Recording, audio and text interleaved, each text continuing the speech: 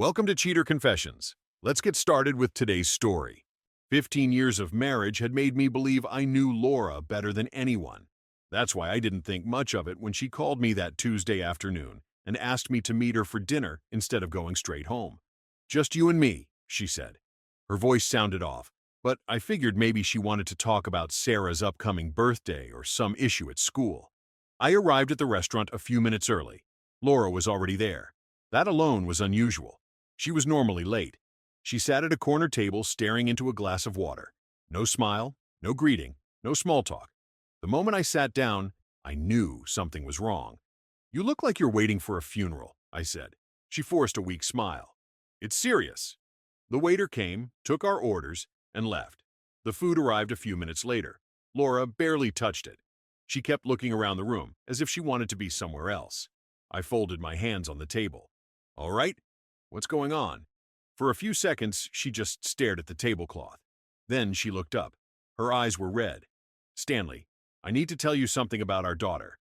The words immediately got my attention. "What about Sarah?" Laura swallowed hard. "What I'm about to say is going to hurt." I leaned back in my chair. "Then say it." She took a deep breath. "Sarah isn't your biological daughter." The restaurant noise seemed to disappear. I looked at her without saying a word. She continued before I could respond. 15 years ago, during our first year of marriage, I made a mistake. I saw someone from my past. His name is Anthony. I didn't interrupt. He came back into my life for a short time. I got pregnant. I never knew for sure who Sarah's father was. I stared at her. "And now you're telling me because?" Laura looked down. "Anthony found me online 6 months ago. At first, he just wanted to talk. Then he started pushing for more. He said Sarah deserved to know who her real father was. He told me if I didn't tell you myself, he would. He's been threatening to blow up our lives if I didn't cooperate." I watched her carefully. She sounded rehearsed, not emotional, prepared. That bothered me more than the story itself. "So, this man suddenly appears after 15 years?" I asked. "Yes. And now he wants to play father?" She nodded. Something didn't fit. Before I could ask another question, Laura's phone lit up beside her plate. Then it lit up again. And again. I looked at the screen. Laura's hand shot toward it immediately. Too quickly. That's when my suspicion turned into certainty. Something was very wrong. I looked at Laura's phone. She looked at me. For a second, neither of us moved. Then she grabbed for it. I was faster. I picked it up and pulled it out of her reach. "Stanley, give it back." "No!" Her face went pale.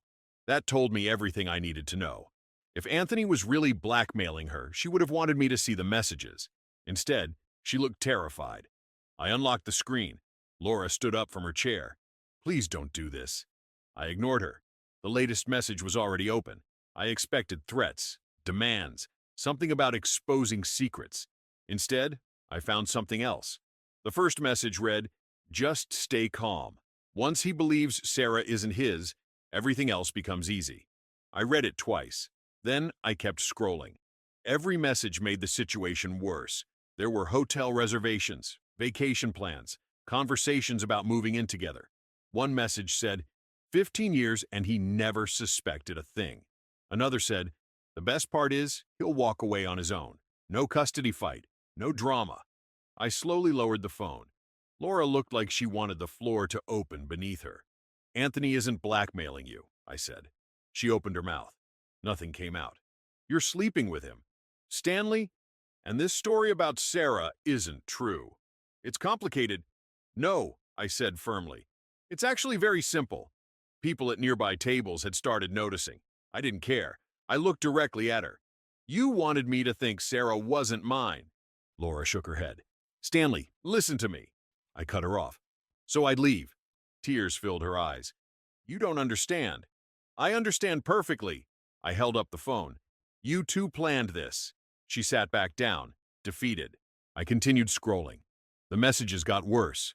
They laughed about me, discussed my routines, talked about what I'd do after hearing the lie. According to them, I'd be heartbroken, move out quietly, and eventually disappear from Sarah's life. They had planned my reaction like I was a character in a movie. What they didn't plan for was me reading the script. I pulled out my phone. Laura's eyes widened. "What are you doing?" "Protecting myself." I took photos of every message I could find, every conversation, every photo, every piece of their plan. When I finished, I set her phone back on the table. Laura looked at me desperately. "Please let me explain." "Go ahead." She hesitated. That hesitation told me there wasn't a good explanation. Finally, she whispered, "I made a mistake." I laughed once, a short, cold laugh. "No, the affair was a mistake." I pointed at the phone. "This was a plan." Her eyes dropped. I stood up. Then I reached into the inside pocket of my jacket and pulled out a small digital recorder. The red light was still blinking. Laura's eyes widened. I nodded. From the moment I sat down, she stared at the recorder. For the first time all night, I saw genuine panic on her face. "You recorded this?" "Every word." Her face lost what little color it had left. "Stanley, please, let's talk somewhere private." "We already did." I picked up my jacket and reached for the bill. She grabbed my wrist. For years, that might have worked. Not tonight. I gently removed her hand. "You should stop making bad decisions, Laura." Then I paid for my meal and walked out. I didn't wait for her. I didn't look back. The moment I got into my truck, I started working. Not tomorrow, not next week, right then. First, I backed up the recording to cloud storage. Then I emailed myself copies. After that, I saved screenshots of every message I had photographed from Laura's phone. Evidence first, emotions later. By the time I checked into a hotel, it was almost midnight. I spent the next 2 hours researching family law attorneys. At 1:30 in the morning, I sent emails to 4 of them. I attached the recording, the screenshots, and a summary of everything that had happened. Then I went to sleep. At 7 a.m., my phone rang. The caller was Benjamin Ross, one of the attorneys. "Mr. Stanley, I've reviewed what you sent." "And?" There was a pause. "If everything is authentic, your wife has put herself in a very dangerous legal position." That was all I needed to hear. We scheduled a meeting for that morning. Benjamin's office was downtown. After listening to the recording and reviewing the messages himself, he leaned back in his chair. "Have you spoken to your daughter yet?" "No." "Good." He nodded. "Keep it that way for now." Then he slid a business card across the desk. "A DNA testing clinic." I looked at him. "You think I should do it?" "I think we remove every possible question before court does." "Fair enough."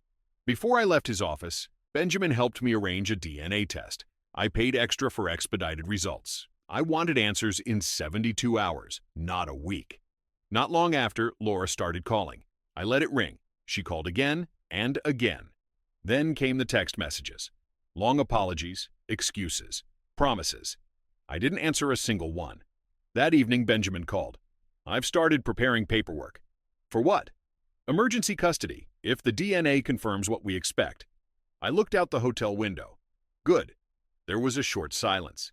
Then Benjamin asked, "What do you think is really going on here?" I thought about Anthony, the messages, the plan, the lies. Then I answered, "I think they believed I would quit." I ended the call. What neither of them understood was simple. I wasn't going anywhere. Now all I needed was the proof. The DNA results arrived 3 days later. I was sitting in my hotel room when the email notification appeared. I opened it immediately. One page, one line that mattered. Probability of paternity, 99.99%. I stared at it for a few seconds. Not because I was surprised, because now I had proof. Sarah was my daughter. She always had been. Laura's entire story had been a lie. I forwarded the report to Benjamin. Less than 5 minutes later, my phone rang. "That's exactly what we needed," he said. "What happens now?" "Now we move." By noon, paperwork had been filed. By afternoon, Laura had been served. And that's when things got even more interesting. Around 6 that evening, Benjamin called again. His tone was different. Something came up. "What kind of something?" "A school administrator contacted us after hearing about the custody filing." That got my attention. "Go on." "Apparently Anthony has been showing up at Sarah's school." I sat up straight. "What?" "He signed in as a family friend twice in the last month." My jaw tightened. "What was he doing there?" "According to staff, he attended one school event and tried introducing himself to a teacher as someone important in Sarah's life." I felt anger rising, but I kept my voice steady. "Did he ever speak to Sarah?" "No evidence of that." That was the only good news. Benjamin continued. "Technically, he didn't break any laws, but it helps establish intent." Intent. That word mattered. Anthony wasn't some old boyfriend who suddenly wanted answers. He was already trying to insert himself into my daughter's life, before I even knew he existed. The next morning, Laura showed up at the hotel. I saw her through the lobby window. I walked outside. She looked exhausted. "Stanley, please." "What?" Her eyes filled with tears. "You filed for custody." "Yes." "You didn't even talk to me first." I almost laughed. "You planned to convince me Sarah wasn't my daughter." "That's not what happened." I took one step closer. "Then tell me exactly what happened." She couldn't, because the truth sounded worse than the lie. "I never wanted this to go so far," she finally whispered. I nodded. "But it did." Then I handed her a copy of the DNA results. She looked down. The color drained from her face. For a long moment, she said nothing. Finally, she looked back up. "You already knew?" "No," I said. "Now I know." I turned and walked back toward the hotel entrance. Behind me, I heard her call my name. I kept walking. A few hours later, Benjamin called again. The judge had agreed to hear our emergency custody request. The hearing was scheduled for the following week. For the first time since that dinner, Laura wasn't controlling the situation anymore. Now she was reacting to mine. The emergency hearing took place 8 days later. Laura arrived with an attorney. Anthony was there too. It was the first time I had ever seen him in person. 15 years of marriage had nearly been destroyed because of that man. Honestly, he looked smaller than I expected. Not physically, just smaller. The kind of person who talked big when nobody challenged him. Judge Evelyn Brooks entered the courtroom and got straight to business. Benjamin stood first. He presented the timeline carefully. No drama, just facts. The recording from the restaurant was played. The courtroom became very quiet. Laura sat motionless. Anthony stared at the table. Then Benjamin submitted the messages. The judge spent several minutes reading them. Her expression changed with every page. Finally, she looked up. "Mrs. Laura Mitchell, is there any dispute that these messages are authentic?" Laura's attorney spoke quietly with her, then stood. "No, Your Honor." The judge nodded. Then she looked directly at Laura. "You knowingly told your husband that his daughter was not biologically his." Laura swallowed. "Yes. And at the time you said that, you had no evidence supporting the claim." Laura's voice was barely audible. "No!" The judge's eyes narrowed. "So you deliberately attempted to make a father question his relationship with his child." Nobody spoke. The silence said enough. Then the judge turned toward Anthony. "Mr. Anthony Walker, these messages suggest you expected Mr. Stanley Mitchell to voluntarily leave his daughter's life." Anthony shifted uncomfortably. "That's not what I meant." Judge Brooks held up one of the printed messages. "It appears to be exactly what you meant." Even Anthony's lawyer had no response. The momentum in the room had completely changed. Laura wasn't defending herself anymore. She was surviving. Then came the decision. Judge Brooks folded her hands. "Based on the evidence presented, I have serious concerns regarding manipulation directed toward both Mr. Mitchell and the minor child." She paused. "I'm granting temporary primary custody to Mr. Stanley Mitchell." Laura's eyes immediately filled with tears. The judge continued. "Mrs. Mitchell will receive supervised visitation pending further evaluation." Then she looked at Anthony. "And Mr. Walker is prohibited from any contact with the minor until further order of this court." Anthony looked stunned. I didn't. The evidence had spoken for itself. As the hearing ended, Laura turned toward me. "Stanley, please." I met her eyes. For a moment, she looked exactly like she had at the restaurant. The difference was simple. Back then, she thought she had all the cards. Now she knew she didn't. What none of us realized was that an even bigger problem was waiting.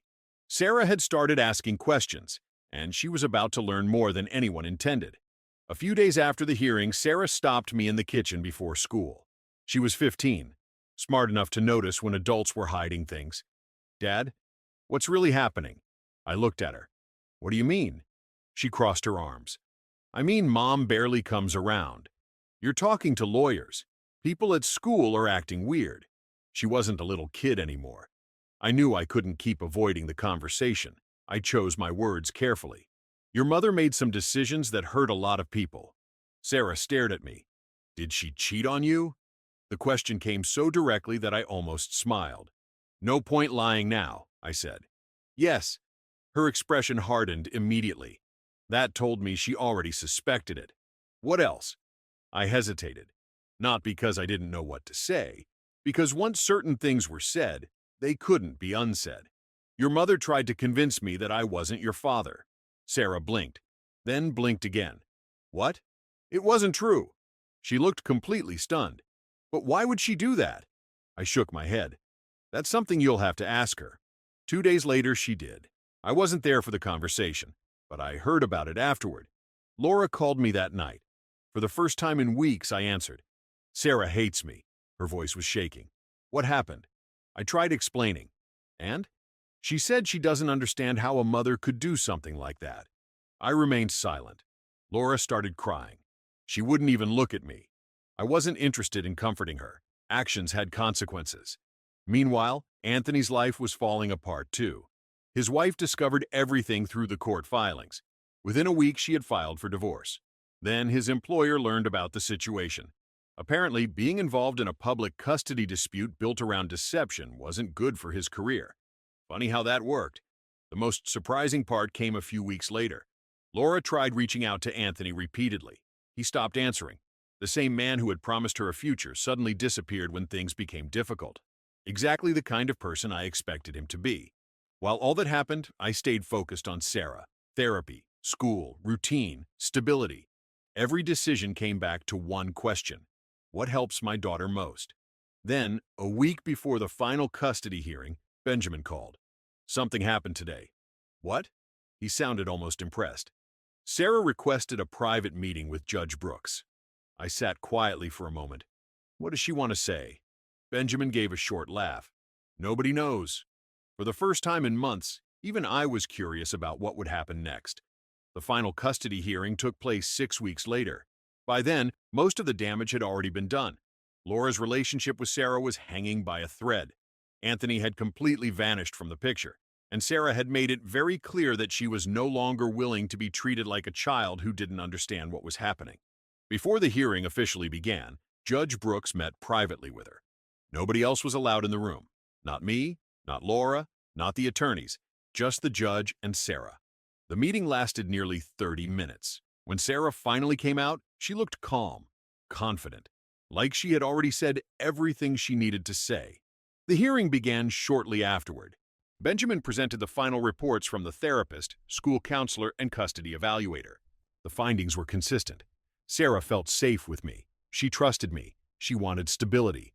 Most importantly, she wanted to continue living with me. Then Judge Brooks spoke. I had an opportunity to speak with Sarah this morning. The courtroom became completely silent. The judge looked toward Laura. Your daughter is an intelligent young woman. Laura lowered her eyes. Judge Brooks continued. She expressed deep disappointment regarding the actions that brought this family into court. Laura's shoulders dropped. Then the judge looked at me. She also made one thing very clear. I waited. Stanley is my father. Nothing anyone says will change that. For the first time that day, I felt something hit me. Not relief, not victory, something stronger, validation, because that was all I had ever wanted. The truth. Judge Brooks reviewed her notes one final time. Then she delivered the ruling. Full custody was awarded to me. Laura would continue supervised visitation for the foreseeable future. Any future changes would depend on rebuilding trust with Sarah. The family home would remain with me so Sarah's life could remain stable. The case was over. Outside the courthouse, Laura approached me. She looked exhausted. Months of consequences had caught up with her. Stanley? I stopped. She took a deep breath. I never thought things would end like this. I looked at her for a moment. Neither did I. Then I walked toward my truck. Sarah was already waiting inside. As I climbed into the driver's seat, she looked over at me. Are we done? I started the engine. Yeah, she smiled. Good. And for the first time in a very long time, I smiled back. But the real ending to the story came a year later. A year after that dinner, life looked completely different. Not perfect, just honest. And that was enough. Sarah and I had settled into a routine. We ate dinner together most nights. I adjusted my work schedule so I could be around more. We both continued therapy for a while, not because we were falling apart, but because we wanted to make sure we stayed on solid ground. Little by little, our house stopped feeling like the place where everything had broken. It became home again. One Friday evening, I sat in the auditorium of Sarah's high school. She was performing in a school debate competition. The same girl who had once been caught in the middle of adult lies now stood confidently in front of hundreds of people, speaking without hesitation. I watched from the audience and couldn't help feeling proud. When the event ended, students flooded into the hallway. A few moments later, Sarah spotted me. She walked over carrying her folder under one arm. "Well?" she asked. "You crushed it," she laughed. "I knew you'd say that." Because it's true. We headed toward the parking lot together. As we walked, she suddenly stopped. "Dad?" "Yeah?" She looked at me for a second. Then she said something I never forgot. "You never gave up on me." Simple words, but they carried the weight of everything that had happened. I nodded. That was never an option. Sarah smiled. Then she wrapped her arms around me. For a moment, neither of us said anything. We didn't need to. Across town, Laura was living in a small apartment. Her supervised visits had eventually become unsupervised, but the relationship she once had with Sarah was still damaged. Trust takes years to build and seconds to destroy. She had learned that the hard way. As for Anthony, I heard he moved to another state after his divorce. I never saw him again. Didn't care to. Some people remove themselves from your life and save you the trouble. That night, Sarah and I stopped for burgers on the way home. Nothing fancy, just a normal evening. The kind of evening I had once taken for granted. As I sat across from my daughter, listening to her talk about school, friends, and future plans, I thought back to that restaurant. The lies, the manipulation, the plan to make me walk away. Laura and Anthony believed they controlled the story. They thought they could decide how it ended. They were wrong, because the moment the truth came out, everything changed. And in the end, the thing they tried hardest to destroy became the one thing they couldn't touch. The bond between a father and his daughter. Thank you for watching.